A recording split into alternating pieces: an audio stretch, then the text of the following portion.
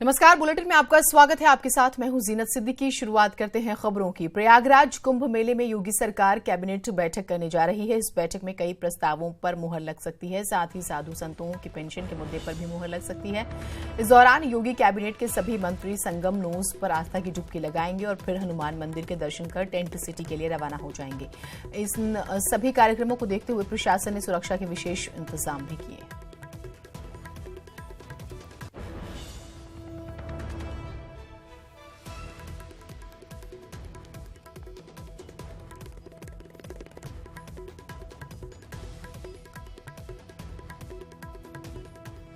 और आइए आपको वो तस्वीरें भी दिखाते हैं जहां कल सीएम योगी अपने कैबिनेट मंत्रियों के साथ बैठक करेंगे। न्यूज 18 सबसे पहले वहां पर पहुंचा और उस जगह का जायजा भी लिया।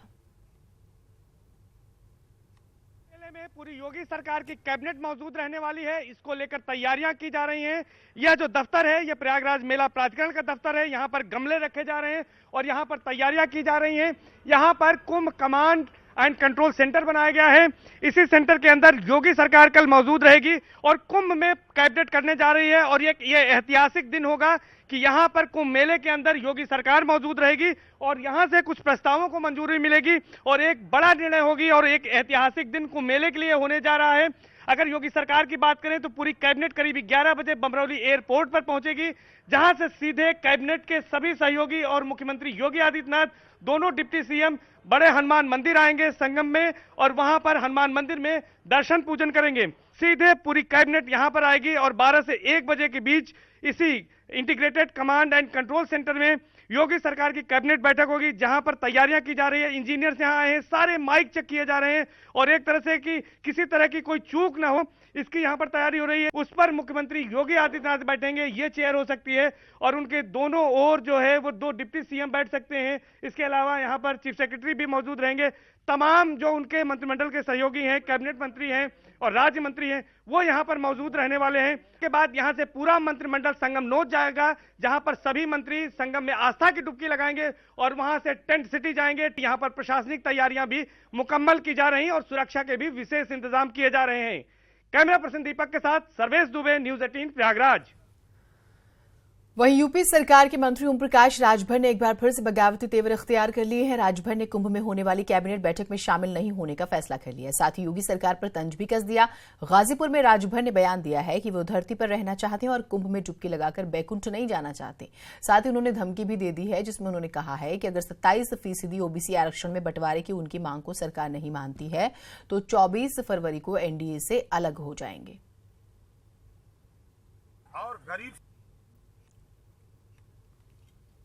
और गरीब समाज को आरक्षण देने के लिए 48 घंटे में बिल पास हो सकता है और 10 दिन के अंदर राष्ट्रपति की मुहर लग जा रही है।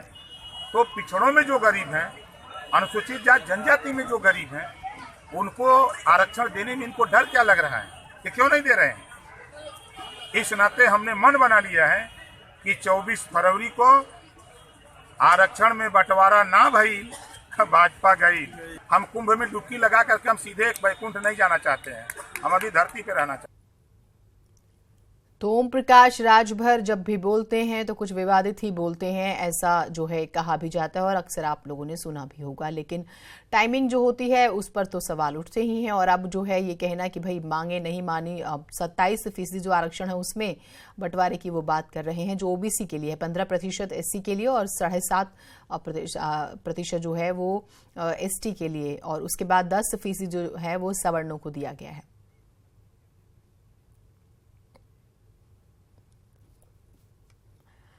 हमारे साथ हमारे 2 सहयोगी जुड़ रहे हैं। राजीव हमारे साथ हमारे सहयोगी जुड़ रहे हैं, जबकि प्रयागराज से मुश्ताक हमारे साथ जुड़ रहे हैं। राजीव, हम प्रयागराज की तस्वीरें दिखाएंगे अभी, मुश्ताक जो है हमें, लेकिन एक चीज जो अभी हम जिक्र भी कर रहे थे, कैबिनेट की बैठक हो रही है और जिस तरह से जगह को चुना गया है, नो डाउट कि आस्था होगी, उस पर बात नहीं करेंगे, लेकिन हम पॉलिटिकली कैलकुलेशन एनालिसिस तो जरूर किया जाएगा जब इस तरह के स्टेप्स उठाए जाते हैं। तो क्या कुछ इंफॉर्मेशंस हैं?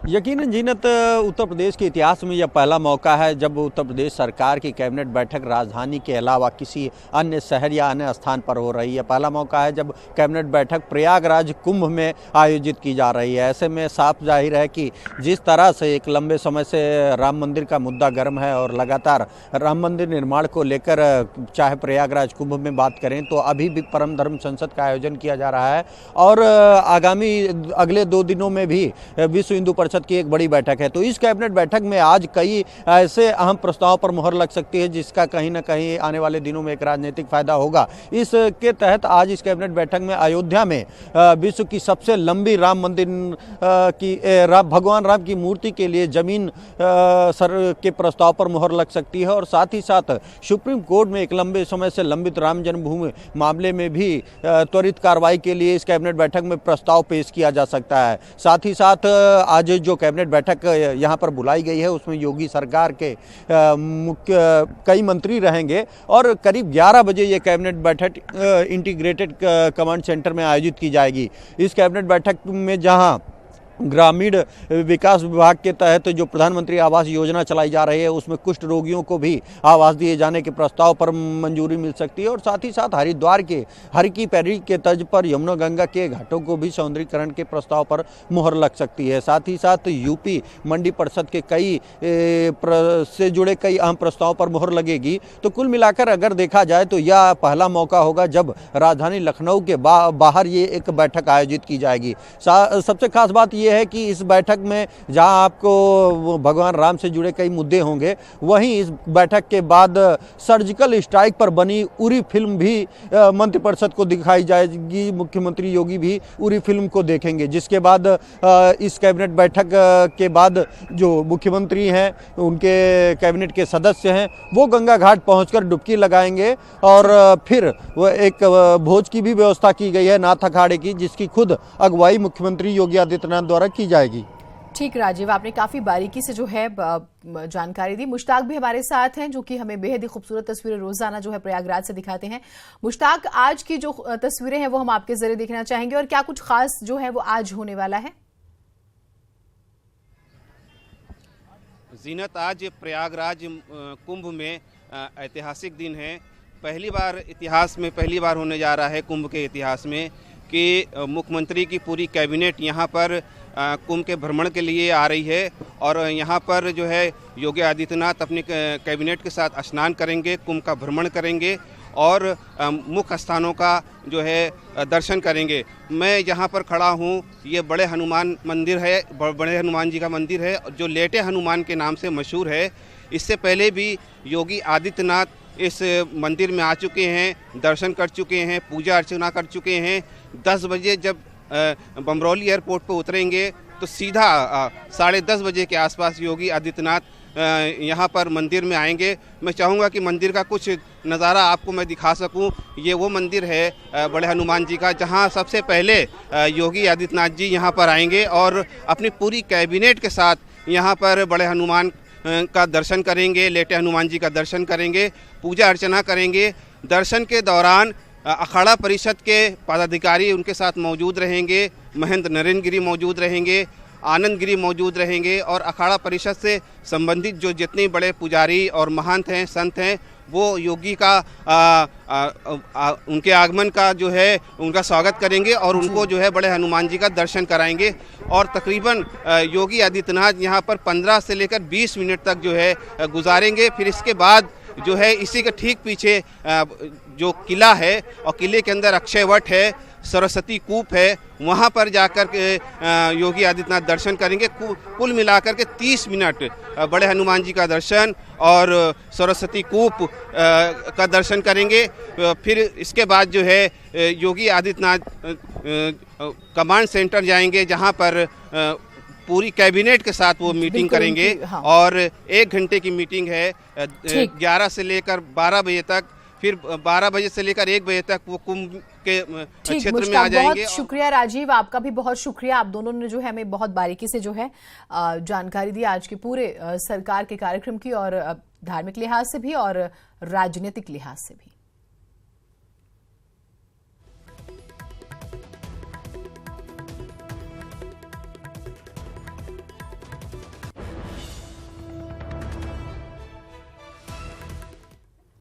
और अब बात करते हैं सीएम सिटी गोरखपुर की, जिसे सीएम योगी ने अब ट्रैफिक जाम से मुक्त करने का संकल्प ले लिया है।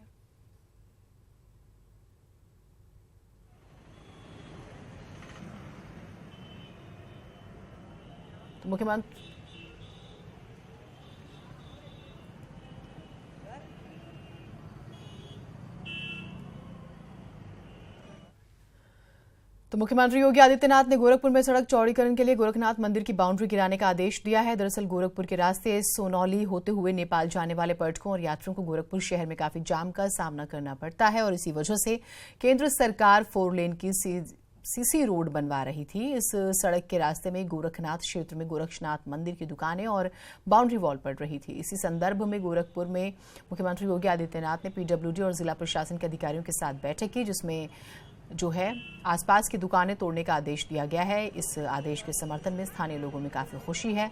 जिन लोगों की दुकानें और घर जो है वो तोड़े जाएंगे, उनके मन में काफी डर जरूर है।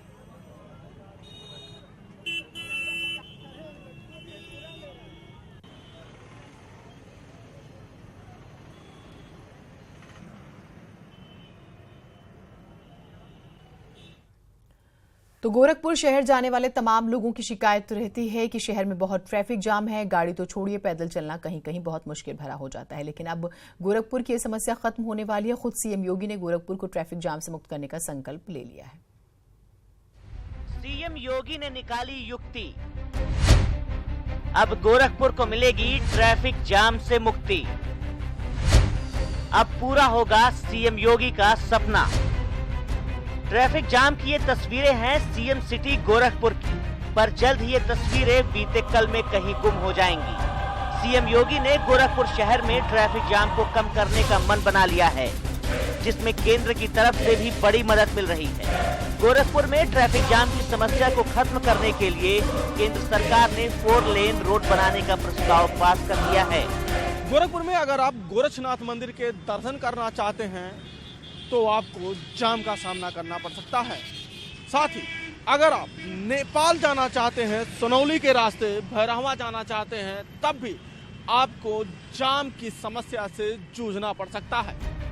इस प्रस्ताव के पास हो जाने से गोरखपुर से होकर सोनौली और नेपाल जाने वाले यात्रियों को ट्रैफिक जाम से राहत मिल जाएगी। वहीं सीएम योगी के इस फैसले से स्थानीय लोग भी काफी खुश दिखे। देखिए, सड़क चौड़ा हो रहा है, ये तो बहुत अच्छी बात है, क्योंकि यहाँ आए दिन जाम लग रहा था और जाम की समस्या हमेशा यहाँ बनी रहती है। रोड का अगर विकास हो रहा है तो ये हम लोगों के लिए सौभाग्य की बात है। हम लोगों के लिए अच्छी बात है कि गोरखनाथ रोड का भी सुंदरीकरण हो, पूरे गोरखपुर का विकास हो। हमारे बीच हमारे महाराज जी हमारे मुख्यमंत्री हैं, उन लोगों के सौजन्य से ही गोरखपुर का विकास हो रहा है। पूरे प्रोजेक्ट में सबसे अच्छी बात यही है कि सड़क चौड़ीकरण का विरोध व्यापारी नहीं कर रहे हैं, बल्कि पूरा साथ दे रहे हैं। गोरखपुर से सोनौली के रास्ते नेपाल जाने वाले यात्रियों को सबसे अधिक जाम का सामना गोरखपुर के गोरक्षनाथ एरिया में करना पड़ता है। इसी कारण इस सड़क का चौड़ीकरण का प्रस्ताव राज्य सरकार ने पहले केंद्र सरकार को दिया और वहां से यह प्रस्ताव मंजूर हो गया। हमारे पर्सन मनोज शाही के साथ रामगोपाल द्विवेदी, न्यूज 18 गोरखपुर। तो गोरखपुर में सड़क चौड़ीकरण में कुछ दिक्कतें आ रही हैं, पर सीएम योगी के मजबूत इरादों की वजह से ये बाधाएं अब दूर हो गई हैं। सबसे बड़ा संकट था कि गोरक्षनाथ पीठ का एक हिस्सा चौड़ीकरण के रास्ते में आ रहा है। अब सीएम योगी ने तोड़ने का आदेश इसे दे दिया है। ये रिपोर्ट देखिए। 312 करोड़ रुपए के सड़क चौड़ीकरण के प्रस्ताव को मंजूरी मिल गई है। जंगल कौड़िया की तरफ से काम भी शुरू हो गया है, लेकिन शहर में काम नहीं शुरू हुआ, जिसका कारण है गोरखनाथ एरिया में पड़ने वाले मकान और दुकान के साथ साथ गोरक्षनाथ मंदिर की दुकानें। मुख्यमंत्री योगी आदित्यनाथ ने पीडब्ल्यूडी और जिला प्रशासन के अधिकारियों के साथ बैठक कर निर्देश दिए कि मोहद्दीपुर से जंगल कौड़िया तक 4 लेन के निर्माण में बाधक बन रहे गोरखनाथ मंदिर परिसर के हिस्से और उसके आसपास की दुकानें तोड़ दी जाएं। दौरान जब सड़क की चौड़ाई नापी जा रही थी, तभी गोरक्षनाथ मंदिर का भी एक बड़ा हिस्सा इस चौड़ीकरण के भेड़ चढ़ना था। चूंकि इस वक्त खुद सूबे के मुखिया योगी आदित्यनाथ गोरक्षपीठ के पीठाधीश्वर हैं, तो उन्होंने ये निर्णय लिया कि गोरक्षनाथ एरिया में जितनी भी दुकानें और मकानें टूटनी है, उसकी शुरुआत गोरक्षनाथ मंदिर से की जाए, यानी कि गोरखनाथ मंदिर का जो हिस्सा इस सड़क चौड़ीकरण में आ रहा है, सबसे पहले उसे तोड़ा जाए। वहीं सड़क चौड़ीकरण के फैसले से स्थानीय लोग खुश हैं, जबकि दुकानदार असमंजस में हैं। उनका कहना है कि सड़क चौड़ी जरूर हो, लेकिन दुकानदारों के हितों को अनदेखा न किया जाए। सड़क की चौड़ाई के पक्ष में हम जरूर हैं, बशर्ते किसी का ज्यादा नुकसान मकान का न होवे। चौड़ी होनी चाहिए, लेकिन 7 मीटर इधर 7 मीटर उधर, जो पहले का मानक था बना हुआ उसके हिसाब से नहीं। अच्छा, आए दिन यहाँ पे जाम लगती है, तो इससे क्या आप लोगों की दुकानदारी भी प्रभावित? हाँ, फर्क तो पड़ता ही। हम सूरज कुंड में रहते हैं और आए दिन यहाँ जाम लगती रहती है, तो कुछ यह रोड चौड़ी होनी चाहिए। इसमें चौड़ा और होगा तो कोई फायदा इसमें नहीं है, कितना जगह भी नहीं है कि ज़्यादा चौड़ा करेंगे। इसमें तो कोई ऐसा लग नहीं रहा है, चौड़ा होगा तो जाम खत्म हो जाएगा। हाँ, चौड़ा हो जाएगा तो बहुत अच्छा हो जाएगा।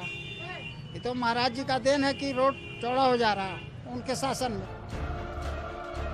सड़क चौड़ीकरण में जिस तरह से गोरक्ष पीठाधीश्वर योगी आदित्यनाथ ने सबसे पहले गोरखनाथ मंदिर परिसर की ही दुकानों को तोड़ने का निर्देश दिया, उससे ये बात सिद्ध होती है कि सीएम योगी की नजर में विकास में बाधक बन रहे अपने और पराये दोनों एक जैसे ही हैं।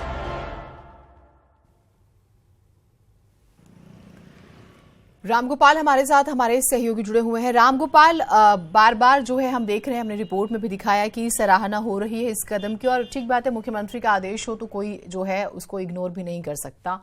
लेकिन जिन लोगों की दुकानें जो हैं इसकी जद में आएंगी या किसी भी वजह से वो प्रभावित हो रहे हैं, कहीं ना कहीं उनके साथ तालमेल भी जरूरी होगा। उसके लिए क्या स्टेप्स उठाए जा रहे हैं? इसी कारण मुख्यमंत्री योगी आदित्यनाथ ने यह कहा कि गोरखनाथ क्षेत्र में अगर सबसे पहले तोड़फोड़ की कार्रवाई सड़क चौड़ीकरण में होगी तो गोरखनाथ परिसर मंदिर की दुकानों की ही होगी, जिसके कारण एक संदेश जाए कि अगर मंदिर परिसर में जो दुकानें मौजूद हैं अगर उनको तोड़ा जाएगा और रोड चौड़ीकरण के लिए, तो फिर किसी की दुकानों को छोड़ा नहीं जाएगा। हाँ, जो लोग लंबे समय से रह रहे हैं, अपनी रोजी रोटी कमा रहे हैं, उनके लिए मुख्यमंत्री ने सीधा निर्देश अधिकारियों को दिया है कि इनको मुआवजा दिया जाएगा। जो अगर सरकारी जमीन पर भी अगर किन्हीं का मकान है और वो लंबे समय से उस पर रह रहे हैं तो भी उनके मकान का मुआवजा दिया जाएगा। और इस तरीके से जो प्रशासन है उसने करीब 78 करोड़ रुपए के मुआवजे का एक एस्टीमेट लगभग तैयार किया हुआ है, जिसको उसने शासन को भेजा है स्वीकृति के लिए। अब वो वहां से स्वीकृत होने के बाद जो जिन लोगों को स्वीकृत किया गया है मुआवजा देने के लिए उनको दिया जाएगा और उसके बाद फिर तोड़फोड़ की कार्रवाई शुरू होगी। हालांकि अभी गोरखनाथ मंदिर में खिचड़ी मेला चल रहा है, तो खिचड़ी मेला जैसे ही खत्म होगा गोरखनाथ मंदिर परिसर की जो दुकानें हैं उसको तो तोड़ने की कार्रवाई शुरू हो जाएगी। जीनत, बहुत शुक्रिया आपका तमाम जानकारियों के लिए। ये बहुत ज्यादा जरूरी है कि तालमेल जो है वो बैठाया जाए। प्रधानमंत्री मोदी आज छात्रों के साथ परीक्षा पर चर्चा करेंगे। इस कार्यक्रम में शामिल होने के लिए सभी राज्यों से छात्र दिल्ली पहुंचे हैं। उत्तर प्रदेश के छात्र भी प्रधानमंत्री से मिलने और चर्चा में शामिल होने दिल्ली पहुंचे हैं। छात्र प्रधानमंत्री से मिलने को लेकर बेहद उत्साहित है, सबके पास अपने अपने सवाल हैं।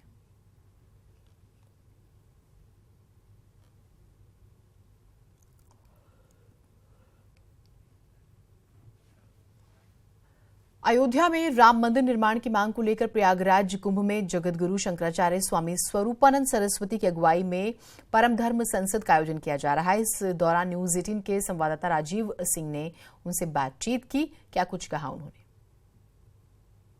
राम मंदिर निर्माण की मांग को लेकर प्रयागराज कुंभ में परम धर्म संसद का आगाज हो चुका है। ऐसे में इस वक्त हमारे साथ जगत गुरु स्वामी स्वरूपानंद सरस्वती जी मौजूद हैं, जिनसे हम पूछेंगे कि सर राम मंदिर निर्माण को लेकर क्या फैसला हुआ है और क्या रणनीति बनी? अभी फैसला नहीं हुआ, ये अभी दूसरी विषयों पर चर्चा हो रही है। राम मंदिर पर भी फैसला होगा और जो फैसला होगा वो देश के हित में होगा। और राम जन्मभूमि और राम मंदिर बनाने के लिए हम लोग इसके लिए देश में आह्वान करेंगे। अच्छा सर, अंतिम सवाल है कि क्या लगता है कि राम मंदिर निर्माण अब तक क्यों नहीं हो पाया? इसका कारण ये है कि राम मंदिर को अदालत में डाल दिया गया और उस अदालत ने निर्णय समय पर नहीं दिया। बहुत समय तो इसी में लग गया ट्रायल कोर्ट में, उसके बाद निर्णय हुआ तो वो भी अधूरा हो गया, फिर सुप्रीम कोर्ट में पहुंच गया और वो भी कुछ नहीं कर रहे हैं। जैसा कि आपने सुना कि जगत गुरु स्वामी स्वरूपानंद सरस्वती ने ये साफ किया है कि भले ही सरकार या कोर्ट से अब तक राम मंदिर निर्माण के लिए कोई पहल न हुई हो, लेकिन अब संत जल्द ही अयोध्या पहुंचकर राम मंदिर निर्माण के लिए शिलान्यास का कार्य करेंगे। कैमरामैन रॉबिन के साथ राजीव प्रताप सिंह, न्यूज 18 प्रयागराज कुंभ। हमारी पहुंच आपकी ताकत है। न्यूज 18 यूपी को देखने के लिए आप लॉग इन कर सकते हैं news18up.com, फेसबुक पेज है /news18up। आप हमें ट्विटर पर भी फॉलो कर सकते हैं @news18up और हमारा यूट्यूब चैनल है /news18up उत्तराखंड। एक छोटा सा ब्रेक लेते हैं। ब्रेक के बाद सुप्रभात उत्तराखंड।